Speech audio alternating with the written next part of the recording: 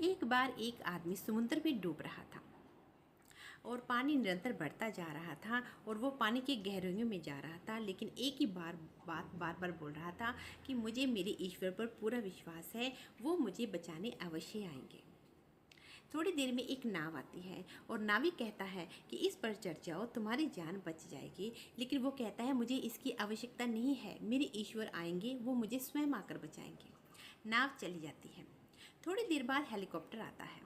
Helicopter से नीचे रस्सी फेंकी जाती है और कहा जाता है कि इसे पकड़कर ऊपर आ जाओ। लेकिन वो कहता है मुझे इसकी भी आवश्यकता नहीं, मेरे ईश्वर आते ही होंगे, वो मुझे अवश्य बचाएंगे।